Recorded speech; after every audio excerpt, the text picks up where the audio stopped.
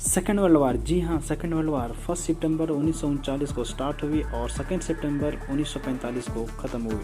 6 वर्ष और 1 दिन। जी हाँ, इस युद्ध में 70 देश शामिल थे। इसमें लगभग 10 करोड़ सैनिकों ने भाग लिया और 7 करोड़ तक मारे गए और 5 करोड़ तक इसमें घायल हो गए। इसमें 2 गुटों में लड़ाई हुई थी, जिसको हम जानते हैं मित्र राष्ट्र और धुरी राष्ट्र। मित्र राष्ट्र में कौन कौन से देश थे और धुरी राष्ट्र में कौन कौन से देश थे, आपके सामने इस प्रकार से है। मित्र राष्ट्रों में UK, France, USA, USSR, China, Poland, Yugoslavia, Greece. और धुरी राष्ट्र में था जर्मनी, जापान, इटली के साथ देने वाले देश। ठीक है, ये दोनों धुरी राष्ट्रों में और मित्र राष्ट्रों में युद्ध हुआ, जिसके कारण पूरे सेकेंड वर्ल्ड वार को इतनी बड़ी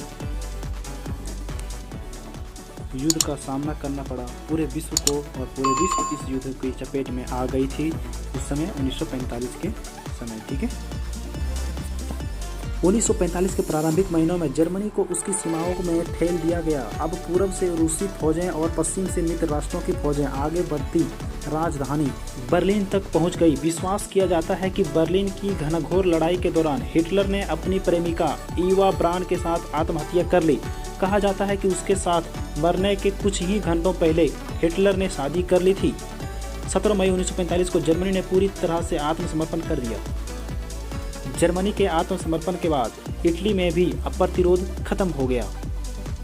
मुसोलिनी ने पहले ही अपने ही देशवासियों द्वारा मारा जा चुका था और फासिस्टों ने आत्मसमर्पण कर दिया था। इस तरह पूरा यूरोप और अफ्रीका मुक्त हो चुके थे। अब केवल जापान से लोहा लेना बाकी था। जापान का विस्तार 1944 में ही रोका जा चुका था। अमेरिकी सेना ने धीरे धीरे दक्षिण पूर्वी एशिया के टापुओं को जहाज आज़ाद करने शुरू कर दिया था। यूरोप में युद्ध समाप्त हो जाने के बाद मित्र राष्ट्रों ने अपनी पूरी ताकत जापान के विरुद्ध लगा दी। जुलाई आते आते रूस ने भी जापान के विरुद्ध युद्ध की घोषणा कर दी। पोट्सडम में अमेरिकी के राष्ट्रपति राष्ट्रपति रोजवेल्ट का देहांत होने पर अमेरिकी संविधान के अनुसार उपराष्ट्रपति टर्मन राष्ट्रपति बनाए जा चुके थे। इंग्लैंड के प्रधानमंत्री एटली पिछले चुनाव में लेबर पार्टी के विजय के बाद चर्चिल के स्थान पर एटली प्रधानमंत्री बने थे। रूसी नेता स्टालिन और चीनी नेता चिंग काई शेक का शीर्ष सम्मेलन हुआ, जिसके बाद जापान को बिना शर्त आत्मसमर्पण करने की चेतावनी दी गई। एकदम निश्चित हार की निकटता के बावजूद जापान समर्पण के लिए तैयार नहीं था। अमेरिकी राष्ट्रपति ने इसी समय एक भयानक निर्णय लिया। द्वितीय महायुद्ध के दौरान विभिन्न देशों में अणु बम बनाने की कोशिशें हुई थी, लेकिन सफलता केवल अमेरिका को मिली थी। 6 अगस्त को जापान के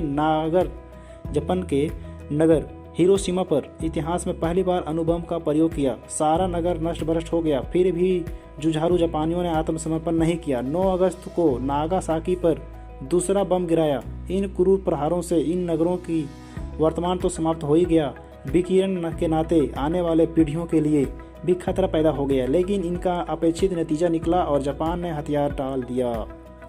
संधि वार्ताओं के बाद 2 सितंबर को करीब 6 वर्ष के बाद इतिहास का सबसे क्रूर और भयानक युद्ध समाप्त हो गया।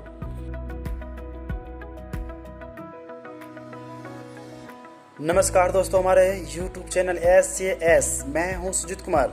दोस्तों, आज हम बात करने वाले हैं सेकेंड वर्ल्ड वार की। जी हाँ, नाम तो सुने ही होंगे। दोस्तों, अगर आपका प्रश्न यह है सेकेंड वर्ल्ड वार क्यों हुआ, या फिर आपका क्वेश्चन यह है सेकेंड वर्ल्ड वार का रिजल्ट क्या हुआ, सेकेंड वर्ल्ड वार क्यों हुई, सेकेंड वर्ल्ड वार होने से क्यों नहीं रोका गया, सेकेंड वर्ल्ड वार किसने शुरू की, आपके अंदर इन सारे प्रश्न है, तो आज हम इन सारे प्रश्नों को हल करेंगे। तो बस आप देखते रहिए हमारी खास एपिसोड सेकेंड वर्ल्ड वार। दोस्तों, मैं आपसे लास्ट में रिक्वेस्ट करता हूँ कि वीडियो अच्छी लगे तो लाइक और चैनल को सब्सक्राइब करके जाइएगा। दोस्तों, फर्स्ट टॉपिक में बात करूंगा युद्ध की आरंभिक बिंदु। सेकंड टॉपिक में बात करने वाला हूं युद्ध की स्थिति कैसी हो गई, लास्ट में युद्ध होना इतना अनिवार्य क्यों हो गया। और थर्ड टॉपिक में बात करेंगे हम युद्ध कौन सा देश किसके साथ में आया, धुरी देश और मित्र राष्ट्रों के बीच कौन सा देश किसके साथ में था, और लास्ट में हम बात करेंगे सेकेंड वर्ल्ड वार का परिणाम क्या हुआ। तो दोस्तों, चलिए शुरू करता हूँ मैं फर्स्ट जो है युद्ध की प्रारंभिक बिंदु। ठीक है दोस्तों, पहला पॉइंट नोट कीजिएगा, द्वितीय विश्व युद्ध होगा यह बात सभी के सामने तभी आ गया था जब वर्साय की संधि, जब मैंने कि पेरिस शांति समय में बुलाया गया था, उसमें वर्साय की संधि जर्मनी के साथ हुआ था उसी समय, और जर्मनी को पूरी तरह से पंगु बना दिया गया है ना। 1920 में जब वर्साय की संधि हुई थी उसमें, तो उसी समय E.H. कार ने बताया था कि यह युद्ध को शांत या खत्म नहीं हुआ है, यह मात्र युद्ध को टाला जा रहा है ओनली फॉर 20 आवर। ठीक है, 20 ईयर के लिए।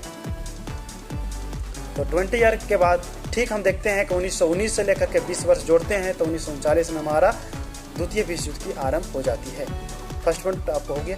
सेकंड पॉइंट जो है आपके सामने इस प्रकार से है, प्रथम विश्व युद्ध मित्र राष्ट्रों को जीत हुई लेकिन इटली नाखुश था। थर्ड पॉइंट है, 1919 में जब पेरिस शांति सम्मेलन बुलाया गया तभी E.H. कार ने बताया था कि यह युद्ध 20 वर्षों के लिए टाला जा रहा है। फोर्थ पॉइंट हमारा इस प्रकार से है, राष्ट्र संघ की गठन ने एक दशक ही पूरी यूरोप को शांति बनाए रखा। दूसरी दशक में युद्ध की तैयारियां शुरू हो गया। ठीक है, यानी कि 10 सालों तक 1930 तक पूरे यूरोप शांति बनाए रखा और ठीक 1931 से दूसरी युद्ध का प्रारंभ हो जाता है। ठीक है, 5 पॉइंट की चर्चा करते हैं। हम लोग सबको जानते हैं कि द्वितीय विश्व युद्ध 1 सितंबर 1939 को शुरू हुआ और 6 वर्षों के बाद 2 सितंबर 1945 में खत्म हुआ। ठीक है, 6 पॉइंट, क्या यह बात जानते हैं कि द्वितीय विश्व युद्ध को रोका जा सकता था? 7 पॉइंट है, द्वितीय विश्व युद्ध होने से क्या फायदा हुआ या किसको फायदा हुआ? 8 पॉइंट, द्वितीय विश्व युद्ध हुआ तो सबसे ज्यादा नुकसान और सबसे ज्यादा फायदा किसे हुआ? 9 पॉइंट, ऐसी कौन सी मुद्दा था जो युद्ध पूरे विश्व इस युद्ध में चपेट में आ गया? ऐसी कौन सी मुद्दा था जो पूरे विश्व को लपेट दिया? इन सारी बातों को हम चर्चा करेंगे। नेक्स्ट पॉइंट है, राष्ट्रसंघ का सबसे मुख्य प्रधान देश फ्रांस इतनी सुरक्षा के बावजूद पूरे विश्व में गुप्त संधियों करने के लिए क्यों उतावला रहता था? मैंने क्यों करता था वह गुप्त संधियां सभी देशों से? युद्ध की पृष्ठभूमि हमारा सेकंड टॉपिक है। ठीक है, तो युद्ध की पृष्ठभूमि क्या है, चलिए देखते हैं, इसके बारे में पहले चर्चा करते हैं। तो हम लोग दोस्तों जानते हैं कि पहला विस्फोट यूरोप में नहीं एशिया में हुआ था। तो कौन किया था? तो नोट कीजिएगा आप लोग, जापान ने 1931 में मंचूरिया पर आक्रमण किया और एक चीनी प्रांत पर हड़प लिया। चीनी प्रांत को मंचूरिया में हड़प लिया उसको, है ना। पूरे दक्षिणी पूर्वी एशिया को हड़पने की तैयारी करने लगा जापान। ठीक है, नेक्स्ट पॉइंट, जो गलती एक शताब्दी पहले फ्रांस और इंग्लैंड किया करता था वही अब जापान कर रहा था। ठीक है, नेक्स्ट पॉइंट, मुसोलिनी ने अबिसिनिया हड़प लिया और धर्म के नाम पर भी दुनिया के सबसे पुराने ईसाई साम्राज्य की मदद करने भी नहीं गया। ठीक है, मैंने एशिया में जापान किया इधर कुकर्म, और उधर इटली जो है, इटली का जो शासक था मुसोलिनी, वह अबिसिनिया पर यूरोप में कर रहा था। दो कारण हो गए मेन। थर्ड में जाते हैं अब।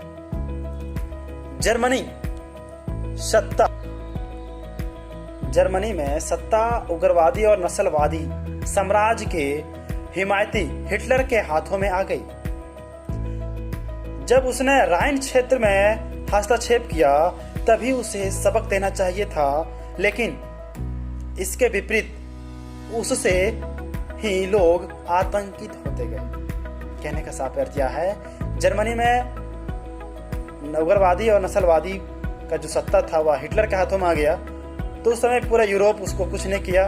जब धीरे धीरे उसकी सराहना होने लगी और एक अचानक जब उसका प्रभाव पूरे यूरोप में पड़ने लगा, तभी सभी का आँख खुला।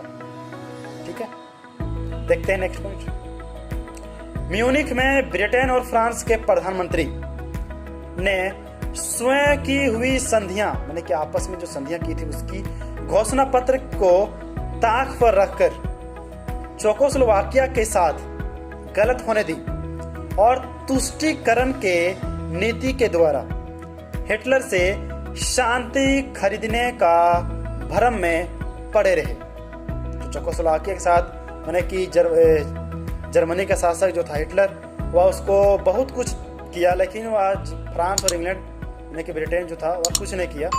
वह ब्रिटेन और फ्रांस सोचता था अगर हम बोलेंगे तो हमारे हिटलर जो हैं और उसको रिटर्न कर देंगे, उसको माफ़ कर देंगे, लेकिन ऐसा कुछ नहीं हुआ। वह मोह में था, भ्रम में पड़ गया था ब्रिटेन और फ्रांस, ऐसा कुछ नहीं हुआ। नेक्स्ट पॉइंट, युद्ध के मूल्य कारण। युद्ध के मूल्य कारण, मूल्य माने कि मुख्य कारण।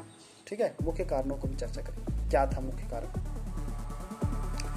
पूंजीवाद, उपनिवेशवाद और साम्राज्यवाद तथा उनके अंतर्निहित अंतर विरोधों को अलग करके भी देखें तो यह स्पष्ट हो जाएगा कि प्रथम महायुद्ध के बाद पेरिस की नई व्यवस्था केवल शांति के लिए एक सकारात्मक प्रयास ही नहीं थी, उल्टे वह एक युद्ध उत्प्रेरक व्यवस्था थी। कहने का साफ अर्थ यह हो जाता है कि हमारा जो पेरिस शांति सम्मेलन हुई थी वह शांति सम्मेलन नहीं थी, उल्टा हुआ एक और युद्ध का न्योता दे रहा था। ठीक है, नेक्स्ट पॉइंट, पेरिस में पराजित देशों के साथ क्रूरता बरत गया। क्रूरता माने कि असहनीय बातें उसको बोली गई, प्रतिहिंसा के बीज बोए गए थे। बर्ट्रैंड रसेल ने जर्मनी और फ्रांस के बीच इसी बदले की भावना को यूरोप में युद्ध का सतत कारण बताया। बर्ट्रैंड रसेल जो हमारे इतिहासकार थे वह बताते हैं कि जर्मनी और फ्रांस के बीच में जो तनाव था वह पेरिस शांति सम्मेलन से ज़्यादा हो गया, बहुत बढ़ गया था। ठीक है, और सबसे जो यूरोप में दूसरी युद्ध हुआ या इसी को मेन मुद्दा मानते हैं हमारे बर्ट्रैंड रसेल। ठीक है, नेक्स्ट पॉइंट की ओर बढ़ते हैं। नेपोलियन का बदला बिस्मार्क ने लिया और बिस्मार्क का बदला क्लामांसो का बदला लेना बाकी ही था, जिसे हिटलर ने लिया। ठीक है, नेक्स्ट पॉइंट, AGP टेलर के अनुसार वर्साय संधि में जर्मन राष्ट्रीयता की अपराधपूर्ण उपेक्षा की गई थी। ठीक है, साथ ही संधि की 231वीं धारा के अनुसार युद्ध में हुई सारी क्षति की जिम्मेदारी जर्मनी पर थोप दी गई। ठीक है, थोप दी गई थी।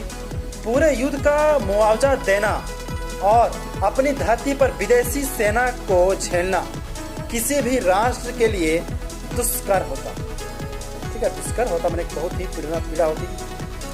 जर्मनी तो एक आक्रामक सैनिक परंपरा का देश था, आखिर वह कैसे झेल पाता इस सारी बातों को। नेक्स्ट पॉइंट, कोई भी व्यक्ति जो जर्मन जनता को आश्वस्त करता, वर्तमान संकट और अपमान से मुक्ति और गरिमामय भविष्य के सपने दिखाता, मुर्दा होते जा रहे जर्मन राष्ट्र में प्राण फूंकता, वह रातों रात लोकप्रिय हो जाता और जनता उसको बिना देर किए पूरा सहायता करती। इतिहास साक्षी है कि ऐसा ही हुआ, इसलिए युद्ध का एक स्पष्ट तत्कालीन कारण जर्मनी में नात्सीवाद का उदय हो सकता है। ठीक है, नेक्स्ट पॉइंट, इटली में फासिज्म के जन्म और विकास को भी इसी संदर्भ में देखना चाहिए। इटली भी नाखुश था, है ना, क्योंकि वह मित्र राष्ट्रों से लड़ा था, लेकिन मित्र राष्ट्रों की जीत हुई और उसे कुछ नहीं मिल पाया, इसलिए वह नाराज जताया और तभी से वह मित्र राष्ट्रों के पक्ष छोड़ दिया। ठीक है, चलिए देखते हैं इसके बाद। नेक्स्ट पॉइंट जो है वो इस प्रकार से है, इटली मित्र राष्ट्रों की ओर से युद्ध लड़ा था प्रथम विश्व युद्ध में, लेकिन जब पेरिस संधियों में असंतोष जताया तो वहां अर्थतंत्र तथा प्रजातंत्र की असफलता के बाद मुसोलिनी के हाथ में सत्ता आने के बाद, वहां पर मुसोलिनी का सत्ता आ गया, उसके बाद इतिहास से हम परिचित हैं। मुसोलिनी के हाथ में सत्ता कैसे आई इसके बारे में हम बताएंगे आपको नेक्स्ट वीडियो में, ठीक है। हम जानते हैं उसके बारे में। इटली में फासिज्म को दबाने के बजाय पश्चिम देशों को बर्ताव ने उसे विश्वसनीय बना दिया और सम्मानित बना दिया। नेक्स्ट पॉइंट, इसी प्रकार जापान भी प्रथम महायुद्ध में मित्र राष्ट्रों के ओर से युद्ध लड़ा था, लेकिन पेरिस में असंतुष्ट होने के बाद वह उनसे दूर होता गया और पूंजीवादी औपनिवेशिक महत्वाकांक्षा ने जापान को आक्रामक बना दिया और उसने एशिया फासिज्म का सूत्रपात कर दिया। एशिया में जो फासिज्म का जो एजेंडा था उसे अब एशिया में दिखाना चाहते, ठीक है। नेक्स्ट पॉइंट की ओर बढ़ते हैं। तीनों ही देशों में, यानी कि जापान, इटली, जर्मनी, ठीक है, तीनों ही देशों में प्रतिक्रियावादी शक्तियां एकजुट हो गई थी। पूंजीपतियों ने अपने हितों का भरपूर इस्तेमाल, उद्योगों का अधिक से अधिक विस्तार, विदेशी बाजार में वृद्धि और इसके लिए राष्ट्रीय एकजुटता बिना आक्रामक हुए संभव नहीं था, ठीक है। यह हमें सारी बातें पता चलती है तीनों राष्ट्रों से कि आक्रामक कितना था युद्ध के लिए, कितना उत्साहित था कि हम युद्ध करेंगे, युद्ध लड़ेंगे, ठीक है। जब वहां पर विकासें तेज हो गई, फिर भी पूरे यूरोप में इसकी बातें नहीं हुई कि क्या हो रहा है यूरोप में। पूरी शांति बना हुआ था, जो देश कर रहा है, राष्ट्रसंघ भी कुछ नहीं कर रहा था, ठीक है। नेक्स्ट पॉइंट की ओर बढ़ते हैं। हमारे शुरू में इस विकास पर ध्यान नहीं दिया गया, लेकिन जब पुराने साम्राज्यवादियों के सामने नए साम्राज्यवादी उठ खड़े हुए और प्रतिस्पर्धा में मात देने तक को तैयार हो गए तो स्पष्ट हो गए और संघर्ष अनिवार्य हो गया, ठीक है।